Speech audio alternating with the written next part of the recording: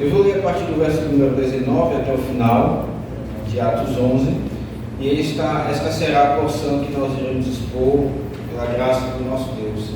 Então peço que os irmãos atentem à leitura da palavra do nosso Deus, que diz assim: Então os que foram dispersos por causa da tribulação que sobreveio a Estevão se espalharam até a Fenícia, Chipre e Antioquia, não anunciando a ninguém a palavra, senão somente aos judeus. Alguns deles, porém, que eram de Chipre e de Cirene, e que foram até Antioquia, falavam também aos gregos, anunciando-lhes o evangelho do Senhor Jesus. A mão do Senhor estava com eles, e muitos, crendo, se converteram ao Senhor. A notícia a respeito deles chegou aos ouvidos da igreja que estava em Jerusalém, e enviaram Barnabé até Antioquia.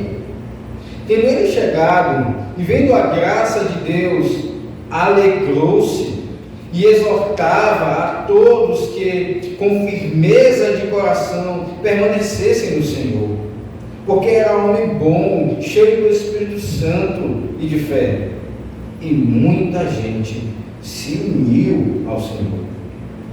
E partiu Barnabé para Tarso à procura de Saulo.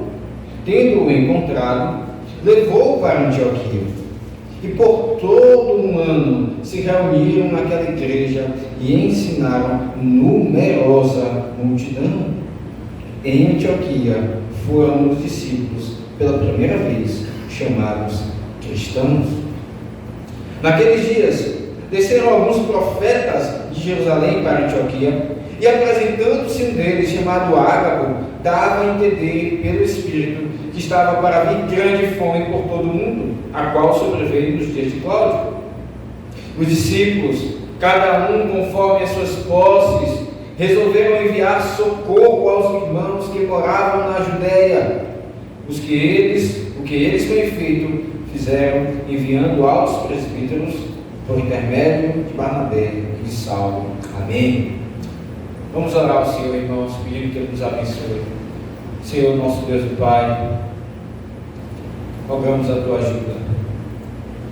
Que, por favor, nesta hora da proclamação da Tua palavra, nos dê, Senhor, clareza de mente, atenção, Senhor Deus, temor, entendendo a seriedade deste momento e ao mesmo tempo entendendo, ó Deus, a sublimidade com Ele é especial, pois ouvimos pela pregação da Tua palavra a voz do nosso Senhor, do nosso pastor, o Senhor Jesus.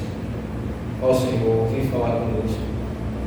O Senhor já tem falado pelas leituras, mas, ó Senhor, esta é a hora da proclamação da Tua palavra.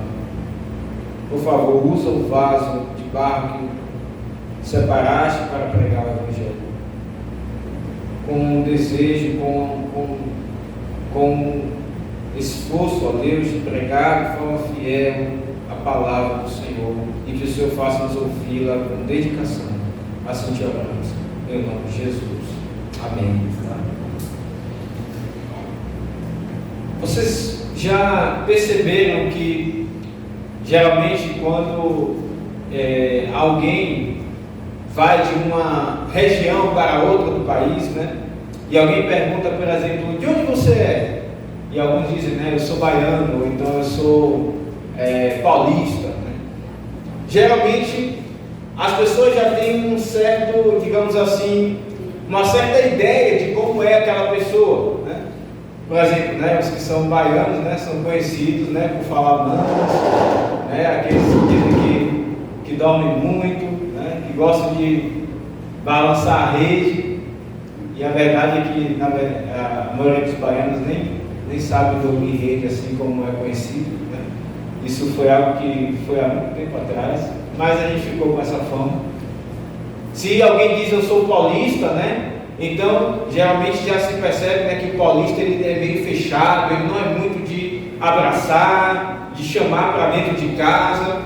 É claro que existem exceções, mas de uma forma geral, geralmente os paulistas são conhecidos assim, né? E por aí vai. O fato, irmãos, que quero chamar a atenção é que quando temos assim um nome, por assim dizer, existem características que nos acompanham, que acompanham esse nome. Vocês lembram que, por exemplo, quando Jonas estava no barco, perguntaram: de onde você é? Qual é a tua ocupação? Ele disse: eu sou hebreu e temo ao Senhor, que fez os céus e a terra. Então isso era a identidade de Jonas. Ele temia ao Senhor, o Senhor dos céus e da terra. E quando nós olhamos para esse texto, nós aqui vemos a primeira vez que o povo do Senhor, os discípulos do Senhor Jesus, são chamados cristãos. Isso identificava, ao ouvirem que aqueles homens eram cristãos, ali em Antioquia, existia todo um conjunto de características que acompanhavam aquele nome. E nós vamos ver essas características neste texto, vendo que na verdade elas não mudam para o povo que havia sido evangelizado antes lá em Jerusalém. São características que fazem parte do povo de Deus em todo canto, em todo lugar desse país, em todo lugar do mundo. Então, irmãos, nós percebemos que aqui no versículo 19, começa a história do Evangelho chegando nessa cidade chamada Antioquia. É interessante que no capítulo 10, ali nós vemos a primeira família que não era judeu, a primeira família que não era judia, sendo alcançada pelo Evangelho. Até então, todos os outros eram judeus, ou eram ali de Samaria, mas Cornélio estava em Cesareia, já ali uma outra cultura. E agora, a partir do verso 19, nós não vemos apenas uma família, nós vemos uma cidade sendo tomada pelo Evangelho. E aqui começa cada vez a tomar mais força aquilo que o Senhor Jesus disse lá em Atos 1:8, que eles deveriam testemunhar do Evangelho em Jerusalém, em toda a Judéia, em Samaria e até os confins da terra. E aqui nós vemos o Evangelho chegando nessa cidade grande, a cidade de Antioquia. Veja que no versículo 19, então, diz o texto que os que foram dispersos por causa da tribulação que sobreveio a Estevão, se espalharam até a Fenícia, Chipre e Antioquia, não anunciando a ninguém a palavra, senão somente aos judeus. Alguns deles, porém, que eram de Chipre e de Cirene, e que foram até Antioquia, falavam também aos gregos, anunciando-lhes o Evangelho do Senhor Jesus. A mão do Senhor estava com eles, e muitos crentes se converteram ao Senhor. Talvez você leia esse texto e diga: ora, mas como assim eles não falavam do Evangelho a ninguém senão aos judeus? Nós não acabamos de passar pelo texto aqui que estudamos na última ocasião, até o verso 18, em que Pedro ele defende por que ele foi para a casa de Cornélio, e ele falou do Evangelho, ele pisou na casa de gentios que não eram judeus, sentou com eles. Aqueles irmãos olham para eles, no verso aqui 3 dizem: entraste em casa de homens circuncisos e comeste com eles. Então eles confrontam Pedro, e vimos que depois, ao final de tudo, eles se alegram, porque o Evangelho chegou aos gentios e glorificaram a Deus. Mas aqui o verso 19 diz que irmãos não anunciavam o Evangelho, a palavra, senão somente de Deus. O que acontece então? Esse texto, irmãos, do verso 19 a 21, é como se Lucas, inspirado pelo Espírito Santo, ele desse uma pausa aqui no verso 19, toda essa narrativa aqui que está Pedro com os discípulos, e ele agora volta lá para o capítulo 8. Perceba que ele menciona o que? A tribulação que sobreveio a Estevão. Então é exatamente o que está escrito lá no capítulo 8, que diz que naquele dia levantou-se, no verso 1, grande perseguição contra a igreja em Jerusalém, e todos, exceto os apóstolos, foram dispersos pelas regiões da Judéia e Samaria. Foi exatamente depois do discurso de Pedro, de Estevão. Estevão foi apedrejado, e então realmente sobreveio grande perseguição. E é exatamente acerca disso que o texto nos fala, que eles então foram dispersos por causa dessa tribulação e se espalharam até a Fenícia, Chipre, Antioquia. Então agora vocês entendem porque o texto diz que eles não anunciavam a ninguém a palavra, senão somente os judeus? Porque ainda não tinha chegado essa ocasião de Pedro ir à casa de Cornélio. Então perceba, Lucas ele volta até o capítulo 8 para nos explicar o que aconteceu com aqueles que se dispersaram. E então, eles ainda não tinham essa mentalidade de que o Evangelho também era para os gentios. Ainda tinham essa mentalidade como Pedro antes, até que o Senhor Deus muda a mente dele. Então, esses irmãos só falavam para aqueles que eram judeus, aqueles que eram próximos a eles, da mesma cultura que eles. E obviamente eles pensavam então que era mais fácil que eles se convertessem, afinal era mais próximo deles, pensava mais próximo a eles. E vimos que outros, porém, como diz o verso 20, alguns deles que eram de Cirene foram até Antioquia, falavam também aos gregos, anunciando-nos o Evangelho do Senhor Jesus. Antioquia era uma cidade, irmãos, grande, influenciada pela cultura grega. Se você depois estudar, procurar aí no Google, você perceberá que a cultura grega foi o berço ali da cultura clássica. Muita produção de cultura foi feita ali, naquela região, naquela época. Então, era uma cidade avançada, a cidade de Antioquia. Era uma cidade culta.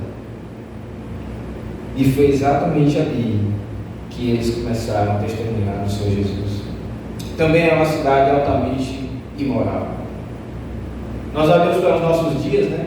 E dizemos, puxa, como os dias estão difíceis, como há tanta imoralidade, tanta maldade, perversidade, e de fato isso é verdade. Mas aqueles dias, a cidade de Antioquia, irmãos, era uma cidade tomada de imoralidade também, perversidade.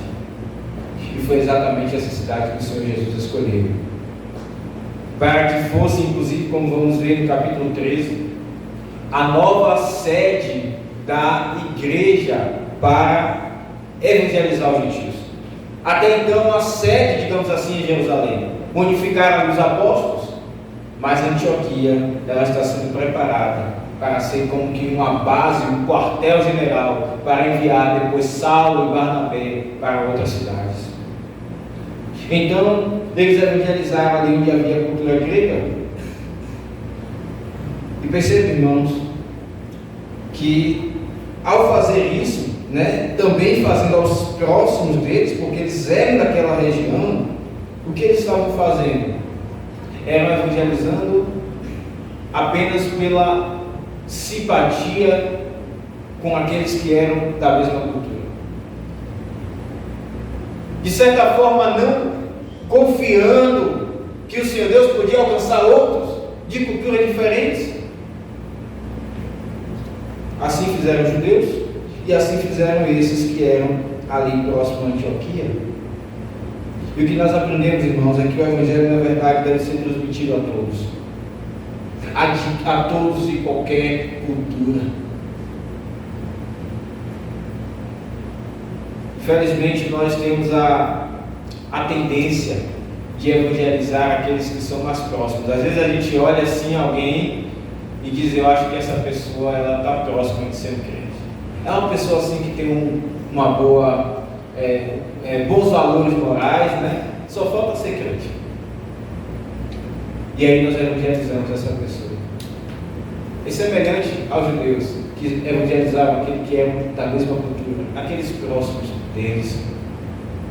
Quando na verdade devemos evangelizar a todos, aqueles que são homossexuais, aqueles que vivem uma vida de libertinagem, como era o povo de Antioquia. Aqueles que vivem em todo tipo de pecado, porque todos pecaram, diz Paulo, e carecem da glória de Deus. Todos foram feitos à imagem do Senhor. Todavia essa imagem foi corrompida. E eles ainda então precisam do Evangelho. Então, primeiramente devemos evangelizar, seja lá quem for, porque embora sejam pecadores como seja, eles têm ali a imagem de Deus. Isso é resgatar aquilo que se chama de ser humano, de humanidade, de agir com humanidade para com todos. A Escritura nos ensina isso primeiramente. Devemos respeitar o próximo, devemos fazer o bem a eles, e o bem maior é entregar a eles o Evangelho, porque eles têm em si a imagem de Deus. Eles foram feitos à imagem e semelhança do Senhor Deus. Eles foram feitos perfeitos, e então caíram. É por isso que devemos falar do Evangelho a eles.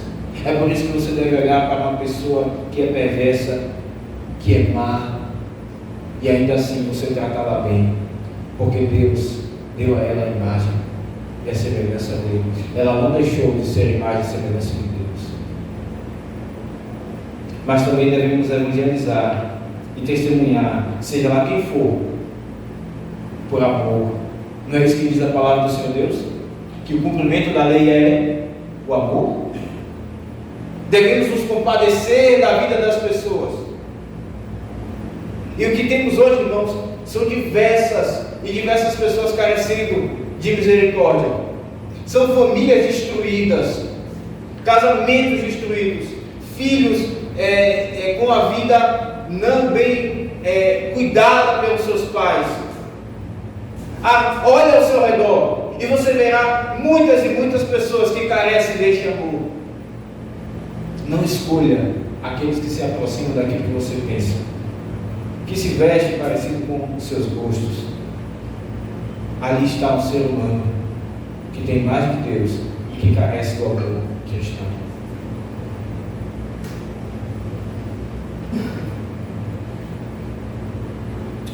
E quando nós olhamos para alguém e escolhemos evangelizá-lo, porque ele se aproxima, daquilo que nós pensamos, do jeito que nós vivemos, ou então parece que ele vai ser mais fácil de aceitar o Evangelho, irmãos, nós estamos, na prática, agindo como se eles pudessem se preparar para receber o Evangelho.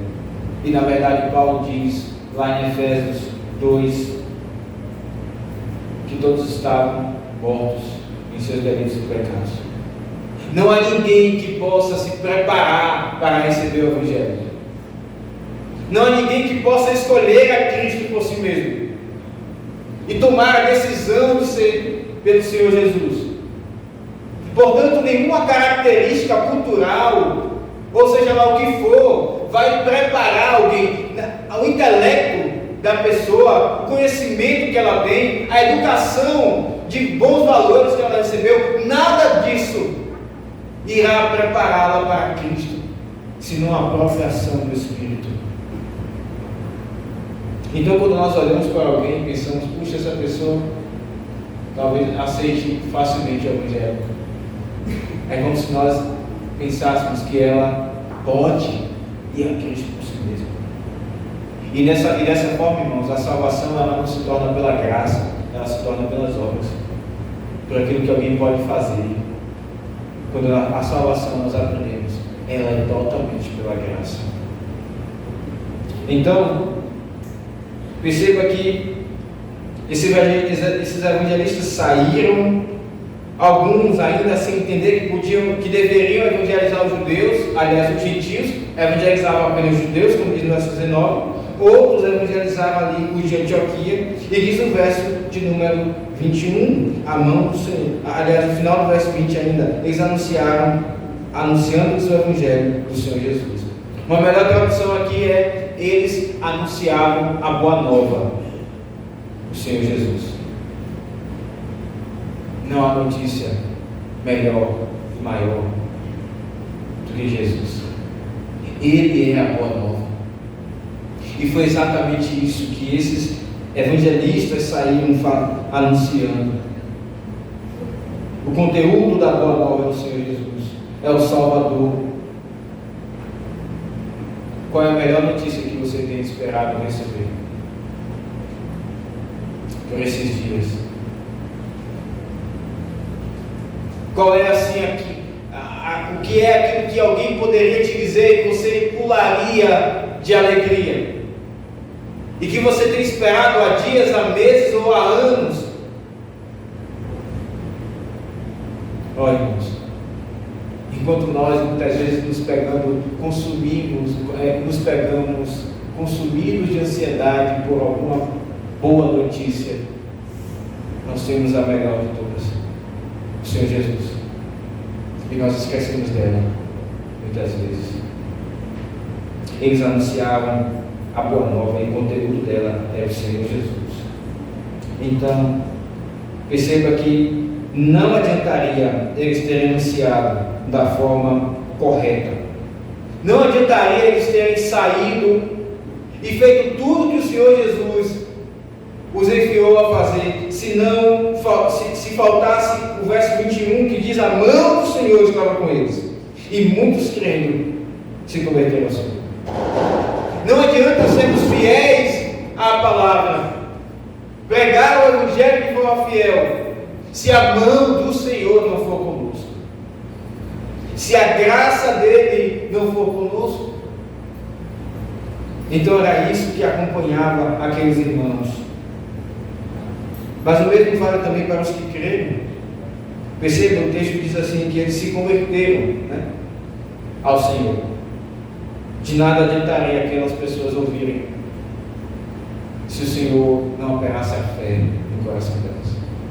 Foi isso que Pedro disse lá no capítulo 3, a fé que vem por meio de Jesus, aquele paralítico foi curado. Efésios diz que a fé é dom de Deus, não vem de vós, para que ninguém se glorie, mas vem de Deus. Então, quando alguém se converte ao Senhor, é porque o Espírito operou a fé no coração dessa pessoa. Olha, irmãos, essa expressão, se converter nos nossos dias é um pouco complicada, porque muitas vezes quando alguém diz que alguém se converteu, é porque o entendimento é que essa pessoa por si mesma, ela pôde se achegar a Cristo, pela sua própria capacidade, quando na verdade nós aprendemos que é o Senhor Jesus que nos atrai a Ele. Todavia, não há nenhum problema em dizermos que alguém se converteu ao Senhor, e às vezes até a gente, para evitar esse pensamento, não fala que alguém se converteu, diz assim que foi convertido, mas não há nenhum problema em dizermos que alguém se converteu, desde que seja entendendo que o Senhor Deus concedeu fé, e essa pessoa então agiu com fé, crendo no Senhor. Então, nesse sentido, ela se converteu. Perceba que tudo depende da mão do Senhor. Esse versículo 21 nos ensina isso. Seja aquele que prega, anunciando o Evangelho, seja aquele que crê, ambos dependem da mão do Senhor. Ambos dependem da mão do Senhor.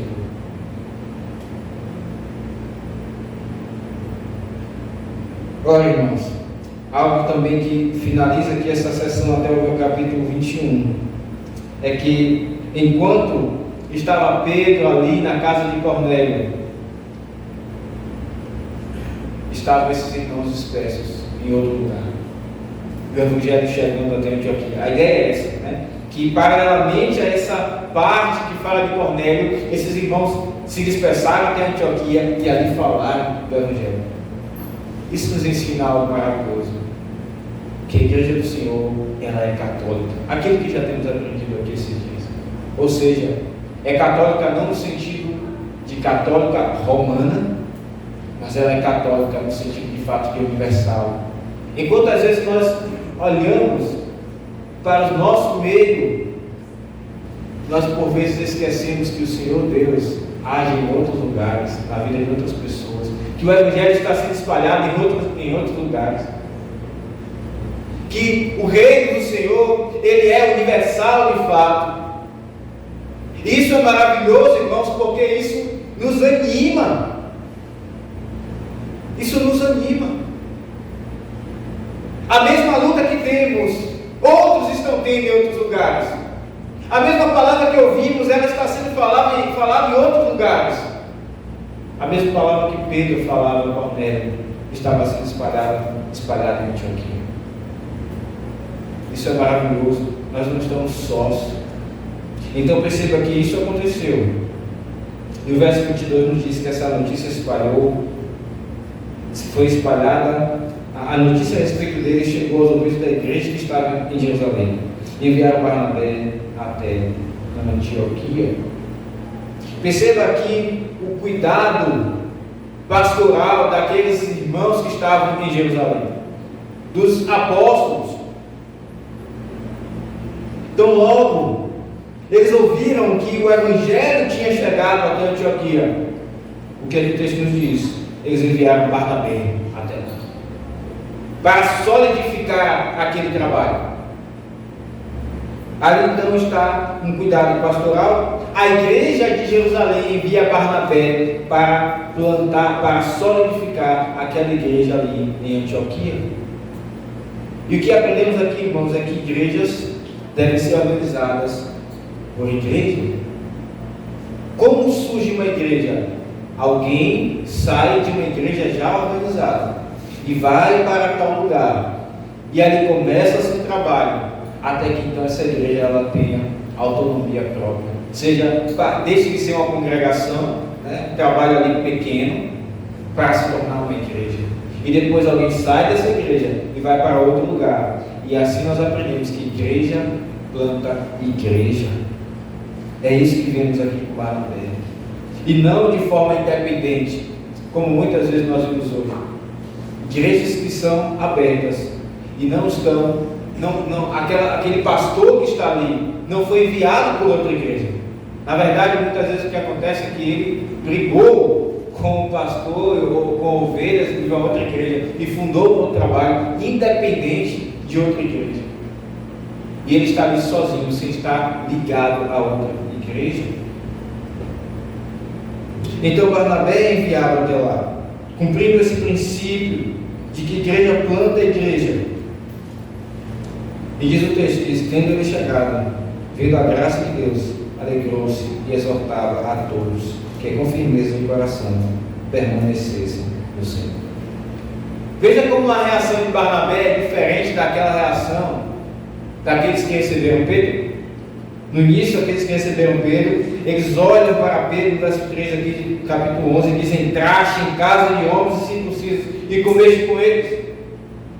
Pedro esperava talvez que eles se alegrassem com a notícia da conversão de Barnabé e de sua família.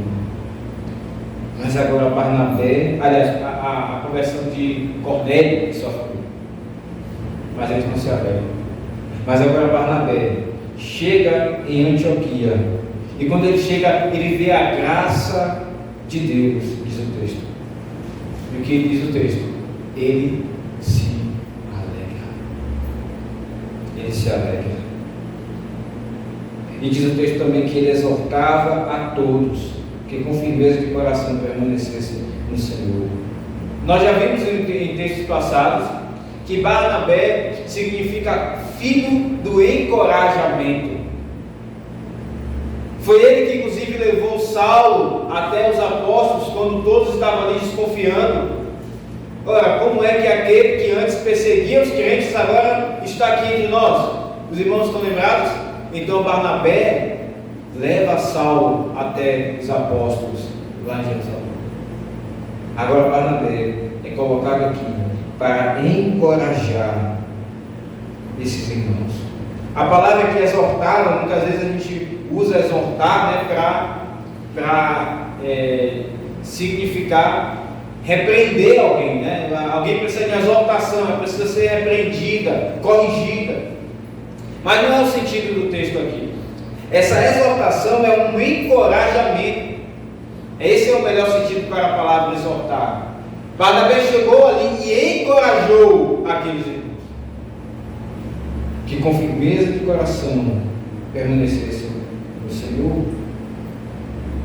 Olha, irmãos, a ideia aqui, né, de firmeza é algo que é um propósito. É como se Barnabé, chegando ali, dissesse: vocês precisam firmemente, conforme é o nome de cristão, né, que vocês agora têm, vocês precisam firmemente, de coração, ou seja, com sinceridade, permanecer no Senhor. Tenham este propósito. Não se afastem desse propósito. Continuem firmes. Barnabé então encoraja esses irmãos. Olha, irmãos, e como nós aprendemos aqui que depois de alguém ser confrontado pelo seu pecado, depois de alguém ouvir que ele precisa se arrepender dos seus pecados e correr para Cristo, para ser salvo, essa pessoa precisa ser encorajada. Porque muitas tribulações virão a ela, porque muitas dificuldades, o inimigo maior continuará habitando dentro dela, o pecado. Seja lá para onde ela vá, o pecado continuará indo com ela, habitando dentro dela. Satanás, o inimigo de nossas almas, ele está ao nosso derredor. O mundo, em toda a sua ordem, a serviço do pecado, também está contra nós. Então nós precisamos ser encorajados. E é isso que Barnabé faz ali. E que bênção! Perceba como o Senhor Deus, ele é bondoso conosco. Ele é justo. Se por um lado ele nos adverte e nos repreende, por outro lado ele nos encoraja. Como tem sido o seu ânimo no Evangelho?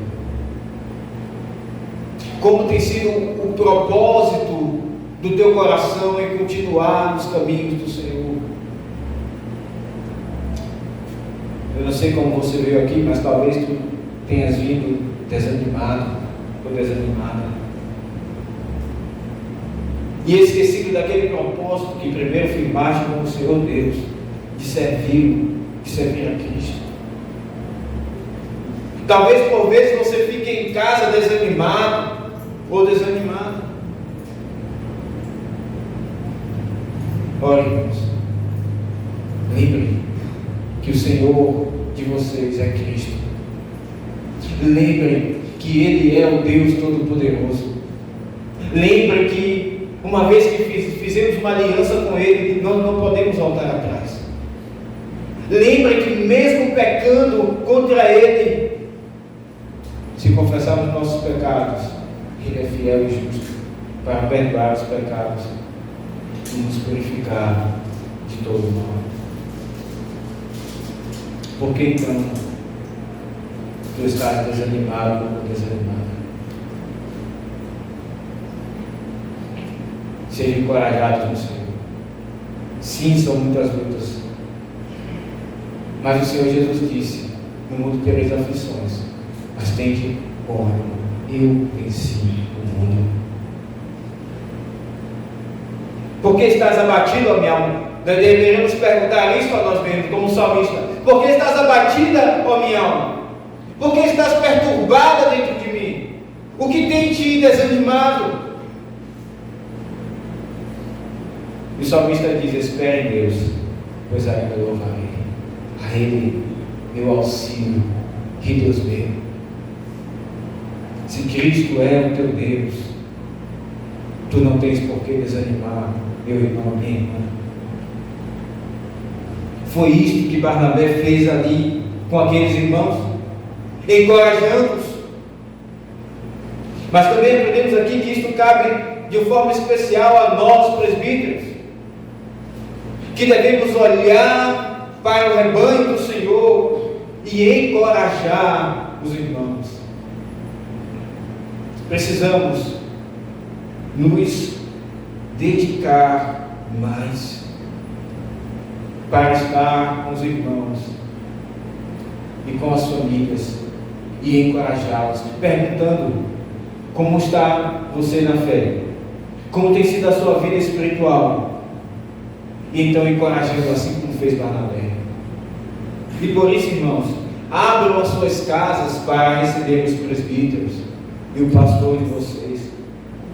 Porque quando um pastor e o presbítero quer ir à sua casa para lhe visitar, a intenção dele também é lhe encorajar. Lhe encorajar. Mas olhamos para esse texto, irmãos, e como nós cantamos no cântico de confissão, nós conhecemos as promessas, mas nós cantamos: é possível que eu me afaste dela. E sim, o crente, ele sofre momentos de desânimo, momentos de tristeza e de abatimento. E o que fazer diante disso? Nós devemos lembrar que aquele que tem um eterno propósito para salvar o seu povo, se ele não desanima, se nós propusemos algum dia servir ao Senhor, mas nós nos desviamos desse propósito e desanimamos desse propósito, aquele que nos chamou não desanima dos seus propósitos. E louvado seja o Senhor Deus por isso, porque aquele que completou em vós, aquele que começou em vós a boa obra, há de completá-la. Se Ele nos chamou, ainda que nós nos desanimemos, Ele irá fazer-nos concluir. O Senhor Deus, Ele tem uma firmeza inabalável, quando por vezes nós nos abalamos. Barnabé estava ali, lembrando aqueles irmãos dessa verdade. Mas perceba, Barnabé não estava de si por si mesmo. Diz no verso 24 que ele era um homem bom, cheio do Espírito Santo e de fé. Era por isso que Barnabé encorajava aqueles irmãos, porque o Espírito Santo abundava nele. Não é porque ele era forte em si mesmo. Barnabé também era um homem pecador, como eu e você. E diz o texto que muita gente se uniu ao Senhor. Olha, irmãos, esses irmãos de Antioquia, eles tiveram a vida mudada de tal forma que eles se uniram ao propósito do Evangelho. A vida deles, então, o propósito agora era agradar ao Senhor, aquilo que o Evangelho nos ensina. E eu lhe pergunto: tu que te unistes ao Senhor, como tu tens andado hoje?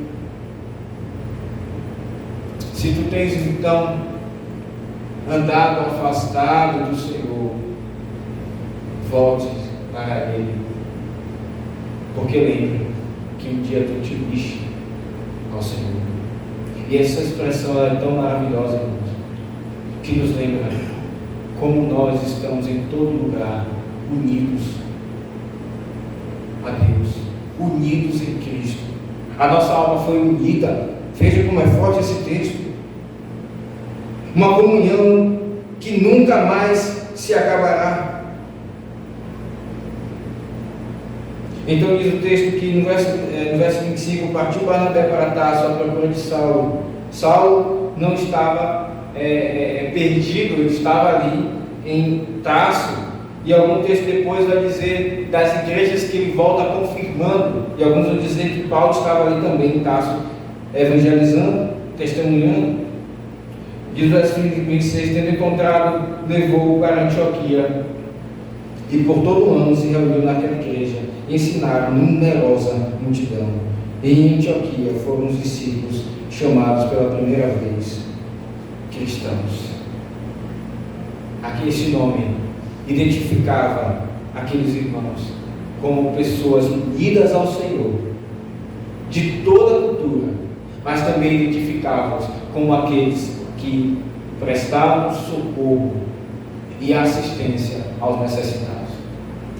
Ter o nome de cristão significava estar unido ao Senhor, mas também significava estar unido ao povo de Deus.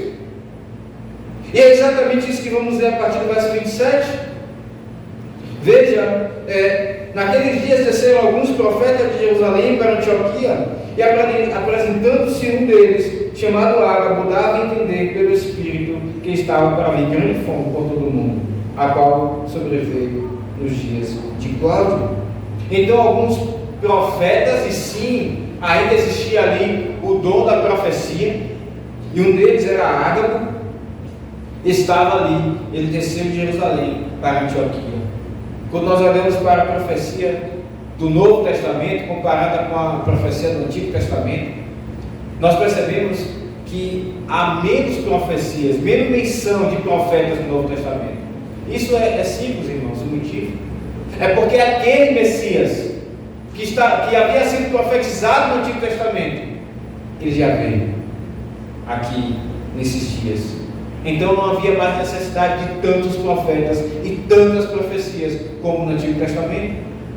Aqui os assuntos das profecias são mais acerca da vida que os irmãos deveriam ter e da expectativa do retorno do Senhor Jesus. Então, essas são as diferenças entre uma profecia do Antigo Testamento e do Novo Testamento. Então, diz o texto que Ágabo, um dos profetas, dava a entender pelo Espírito que viria grande fome. E de fato, a fome se alastrou por boa parte do Império Romano, que dominava naquela época. E sobreveio então nos dias de Cláudio. Os discípulos, cada um conforme as suas posses, resolveram enviar socorro aos irmãos que moravam na Judéia. Talvez você pense, por que Deus, ele avisou que viria a fome, mas ele não livrou o povo da fome? Ora, se Deus sabia da fome, ele então tinha poder para não enviar a fome, e muitos não sofreriam com a fome. Por que Deus não desviou a fome, aquela grande seca que aconteceu naqueles dias? Ora, irmãos, o Senhor Deus, ele tem seus diversos propósitos, e não cabe nos questionar. A nossa mente é de ser humano, a mente de Deus é uma mente divina. Ele tem os seus propósitos e todos os seus intentos são bons.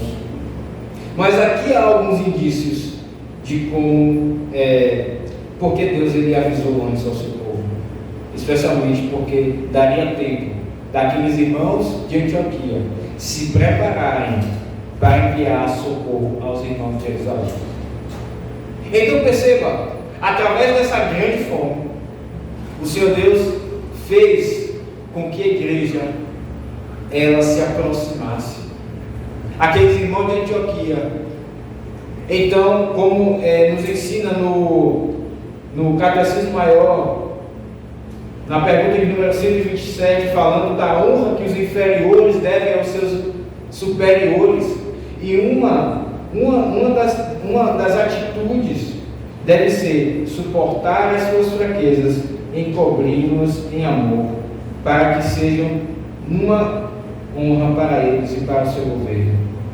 Também diz, a manutenção de suas pessoas e autoridade. Então, quando esses irmãos de Antioquia, eles agem dessa forma, o que eles estão fazendo é em gratidão, reconhecendo a igreja que os plantou, a igreja de Jerusalém, que agora ia passar por grande fome. Isso é um dever de um inferior para com o superior, mantê-lo quando ele está necessitando, em gratidão. Então perceba, aqui está a lei do Senhor sendo cumprida, o 5º mandamento. Olha, irmãos, essa palavra socorro, ela é a mesma palavra diaconia. Uma tradução possível seria resolver enviar diaconia aos irmãos. Isso é interessante, porque não apenas cabe aos diáconos se preocuparem com os necessitados. Sim, eles têm o ministério da misericórdia, de olhar na igreja aqueles irmãos que estão necessitados e agirem, comunicando ao conselho e providenciarem algo para assistir aqueles que estão necessitados. Isso cabe de uma forma especial aos diáconos. Mas perceba, esses irmãos estão se reunindo aqui para fazer diaconia. E em certo sentido nós aprendemos aqui, irmãos, que todos somos diáconos. Ou seja, todos devemos servir uns aos outros. Nós não precisamos esperar pelo diácono ou pelos presbíteros para ajudar um irmão que está sendo necessitado. E esses irmãos então se reúnem e enviam socorro, suprimento para aqueles irmãos lá na Judéia que passariam por grande fome. E diz o texto que eles fizeram com efeito, enviando aos presbíteros que, por intermédio de Barnabé e Saulo, receberam ali por Barnabé e Saulo. Esse texto então nos ensina que uma marca do cristão, se tu te chamas cristão, é ser unido ao Senhor, a esta palavra que Ele nos ensinou, em comunhão a Ele, mas também estar unido à igreja e atento às necessidades dos irmãos. E mais uma vez, irmãos, eu bato nesta tecla: tu tens te preocupado com os irmãos? Ou tu tens vivido a tua vida semanalmente separado da igreja e depois tu vens ao domingo e depois tu voltas para casa sem a união que deves ter com a igreja? Perceba, não basta ser unido ao Senhor, não basta dizer eu tenho comunhão com o Senhor. Ser cristão implica em ter união e comunhão com os irmãos, com todos os irmãos, não apenas com aqueles que nós temos mais proximidade, mas com todos. Que o Senhor Deus então nos abençoe. Quando em qualquer lugar alguém perguntar: você é crente? Você é cristão? As características de um cristão, as obras de um cristão, a vida de um cristão acompanhem a sua vida. Que então assim nós sejamos santificados dia a dia pelo nosso Deus, em nome de Jesus. Amém. Vamos orar, irmãos. Nosso Deus e Pai, te bendizemos pela tua palavra. Obrigado, Senhor, porque o Senhor não nos entrega a nós mesmos. O Senhor, pelo contrário, nos anima, nos encoraja. Ó Senhor, tem misericórdia de nós quando desistimos de orar. Tem misericórdia de nós quando desistimos de cultuar. Tem misericórdia de nós quando desistimos de ler a Bíblia. Tem misericórdia de nós quando desistimos de estar no meio da igreja. Tem misericórdia de nós quando não nos importamos com os nossos irmãos. Que o Senhor nos santifique. Obrigado porque o Senhor não apenas nos repreende, mas o Senhor também nos ensina o caminho que nós devemos andar. Que o Senhor, ó Deus, santifique a igreja presbiteriana de Getsemane, para que quando abrimos a boca para dizer somos cristãos, a vida de um cristão esteja também conosco. Em nome de Jesus assim oramos. Amém. Irmãos, abramos a palavra do nosso Senhor na primeira carta de Paulo aos Coríntios, capítulo 11. Vamos passar ao momento da ceia do Senhor, ainda em culto solene. Eu chamo os presbíteros comigo à mesa para